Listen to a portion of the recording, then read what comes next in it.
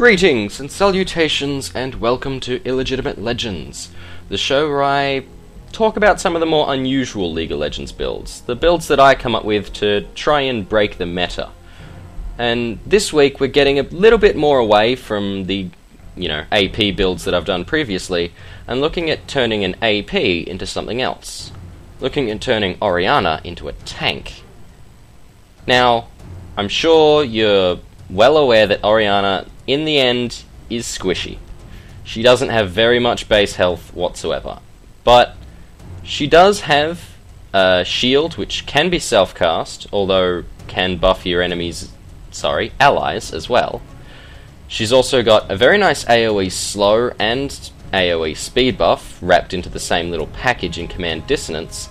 And Command Protect has a passive effect that whoever's carrying the ball actually gets increased armor and magic resist. At max level it's increased by 30. It's not a huge amount, but when helping your allies, it actually, if they don't have any armor or magic resist of their own, it can make a huge difference. You can save a lot of lives with that 30 armor and magic resist.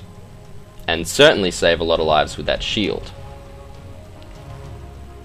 Interestingly, Orianna as a tank works very similar to Singed. Like I said, there's an AoE slow. The shield, that's not really a Singed thing. He's got a poison.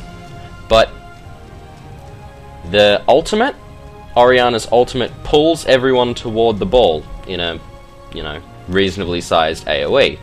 That can be used to disrupt the entire enemy team as opposed to just disrupting one person. You can pull people back into towers, you can pull them away from your towers if the tower's about to die.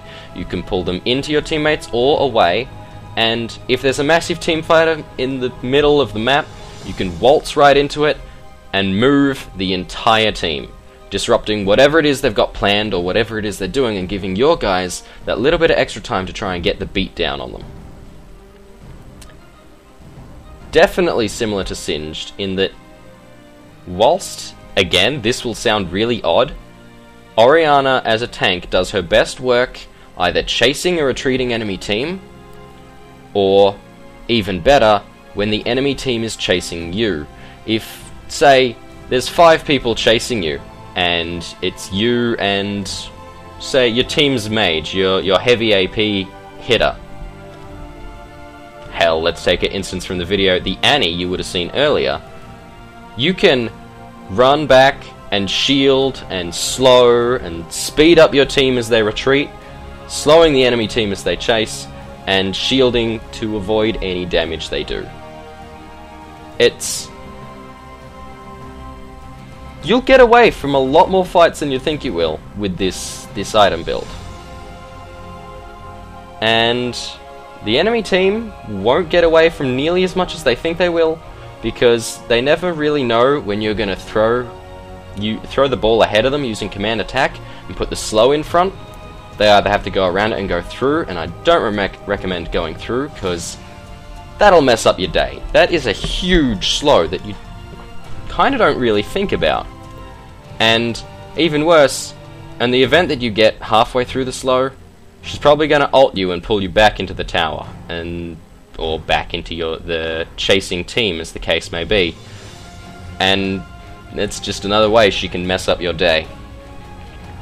So while her damage output is fairly ordinary, she's not exactly gonna, destroy you herself, she can support her team in ways that you wouldn't really expect from Orianna.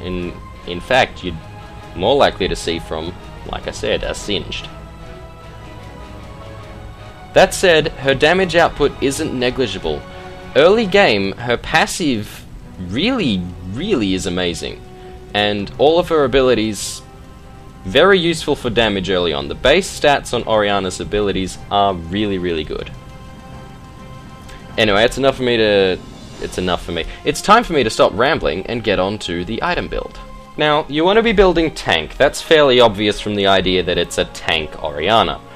So start with a Heart of Gold. That should be your first objective, because whilst her passive makes her pretty good at farming, and so does Command Dissonance, they're not exactly going to kill entire minion mobs, and you, being a tank, want to save the last hits for whichever player is in the lane with you.